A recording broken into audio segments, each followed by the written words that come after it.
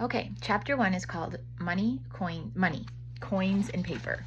There it is. It says, Dear Chris, in your last letter, you asked me to explain inflation and recession. You said newspapers have been discussing these things and you don't understand what it's all about. Don't feel alone. Inflation and recession are things most people complain about, but few understand. They know their careers, businesses, and investments are affected profoundly every day, but they don't exactly know how. Even teachers, journalists, and politicians are often confused. They know these things are dangerous, but they can't figure out where it all came from or where it's all going. I'll do my best to explain as clearly as possible. You'll not only learn some important things about your future, but you'll be able to tell others about theirs. You will also be much better able to become successful in whatever career, business, or investments you choose. And so business is in bold, and so that means it's in the glossary in the back. Not sure why I really need that defined, but it's there. So business is a production and trade, also an organization which produces and or trades. Okay, so you'll be much better able to become successful in whatever career, business, or investments you choose. And you'll be much better able to stay successful. You'll know the hazards and that are out there waiting to ambush you.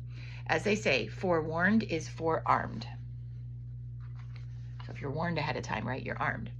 Before you can understand inflation and recession, you must understand money. So don't read any farther until you get a penny, nickel, dime, quarter, half dollar, and dollar bill. Lay them in front of you and look at them carefully.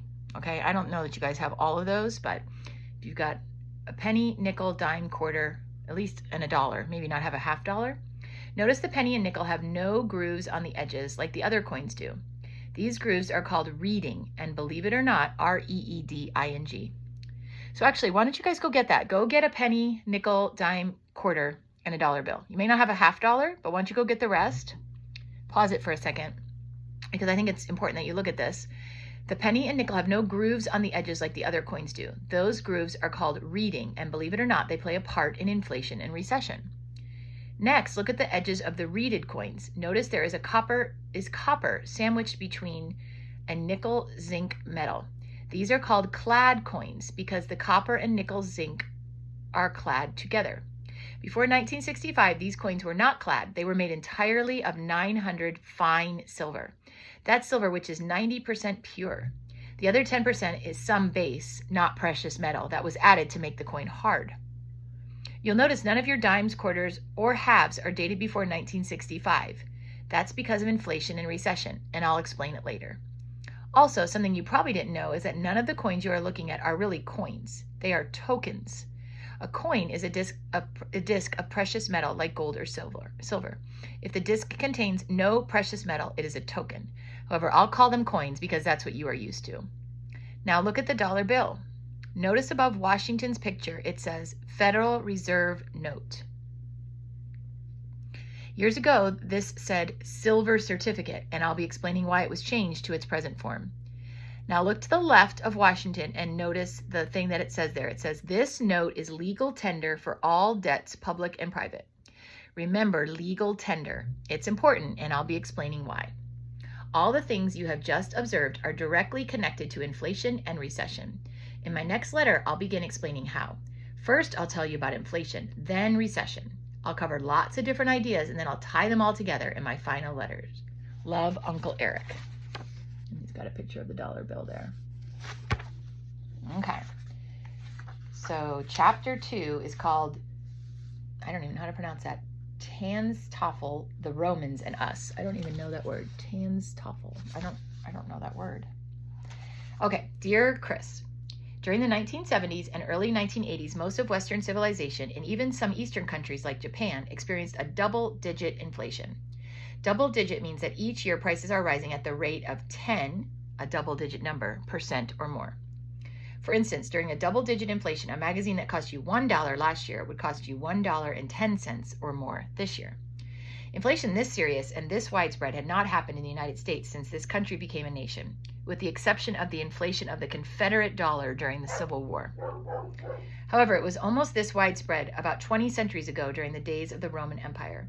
I'll tell you about the trouble the Romans had. You'll see there's nothing about inflation or recession. The Romans were plagued by them too. In fact, these were old problems when the Romans had them. The Greeks had things messed up 5 centuries before the Romans did. In Rome, it all started with the government. The Roman government behaved pretty much like any other government. It had public works projects like roads and bridge buildings, and it had wars, and it also had welfare programs. A welfare program is the practice of giving things to poor people. Modern governments also have welfare for rich people. That kind of welfare is called a subsidy. For instance, if you are a poor person and the government gives you food, money, medical care, or housing, that's welfare. If you are a rich person or a big corporation and the government gives you land, money, or buildings, that's a subsidy. Unfortunately, the Roman government had a problem. It ran up against a law of economics. A law of economics is like a fact of life. It's something you have to live with because you cannot change it. The law the Romans ran into is a big one. Its slang name is tanstiaphel. Tanstiaphel, that's how you pronounce that, which means there ain't no such thing as a free lunch. Tanstiaphel means that nothing of value is free. Someone must pay for it, if not with money, then with time and hard work. For instance, not even air is free. People work hard and spend lots of money to keep it clean enough to breathe. Tanstiaphel was a popular saying during the Great Depression, and it's becoming popular again. The Roman government wanted tools, land, and gravel for its roads, and it had to pay for these things. It wanted horses and weapons for its soldiers to fight wars, and it had to pay for them. It wanted food and clothing for its welfare programs, and it had to pay for them too. There ain't no such thing as a free lunch. Tanstiaphel. The Roman government needed lots of money to buy the things it wanted. The way all governments, including the Roman government, gets the money they want is by taxing people. Taxing means taking money by force if necessary, and that's what the Roman government did. Tax, tax, tax, take, take, take. People do not like being taxed. They do not want the government to take their money. They hate taxes. Everyone does. The Roman people were no exception. The Roman government soon discovered a very unpleasant fact.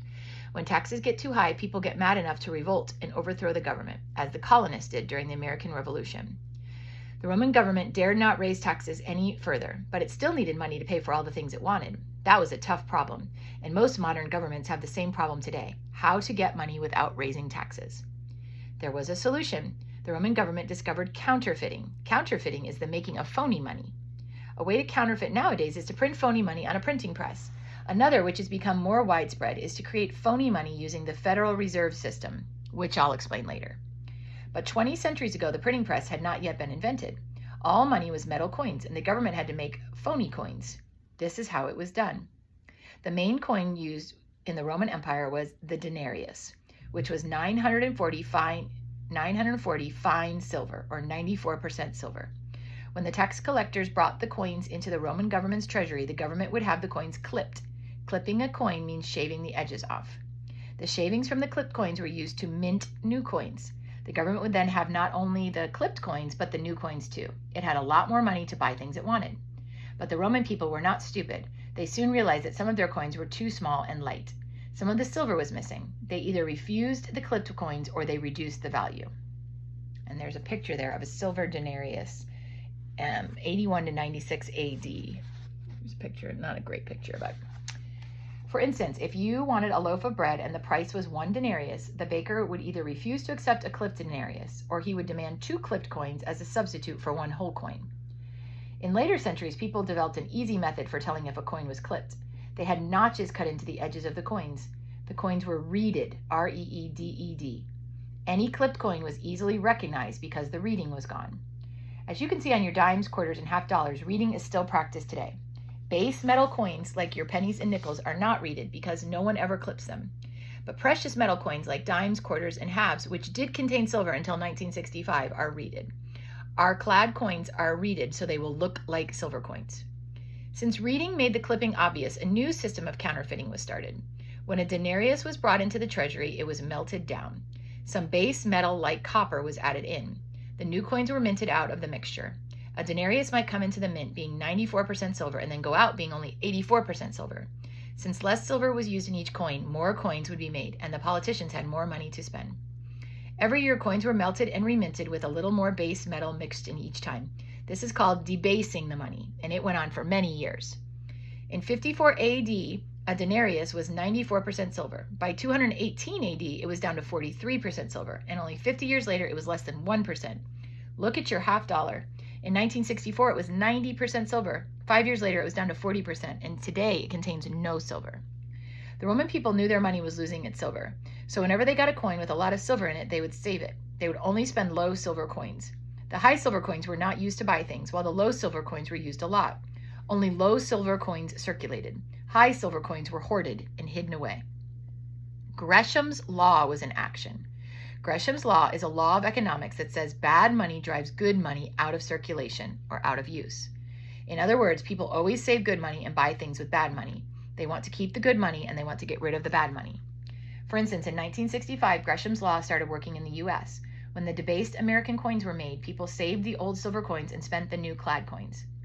The government's law says people are not allowed to reduce the value of their debased coins. If a coin says 25 cents, then it must trade at 25 cents, even if it's not made of silver. The silver coins all disappeared, and now only clad coins are used. The silver coins are all being saved by people who know that silver is more valuable than copper or nickel. You may know someone who has saved silver coins. Lots of people did, and that's what caused the coin shortage of the 1960s.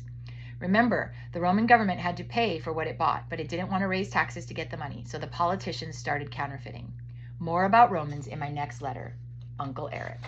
And that's the end of Chapter 1 and Chapter 2. Chapter 3 is called Inflation. And I'm going to go ahead and read that one really fast, and then we are going to be done with that. Dear Chris, the debasement of the denarius had bad results. Each time the politicians minted more coins, they increased the number of coins in circulation. So what? Well, have you ever heard of the law of supply and demand? The law of supply and demand says that when the supply of something goes up, the price per unit of that thing goes down. For instance, everybody uses pencils, but there are so many pencils that as I write this today, they cost only about 20 cents each. If there was just one pencil in the whole world, it would probably be worth a fortune. The law of supply and demand affects money just as it affects pencils and everything else. If there is very little money, the money is very valuable and it will buy a great deal. But if there's a lot of money, it is not so valuable and it will buy very little.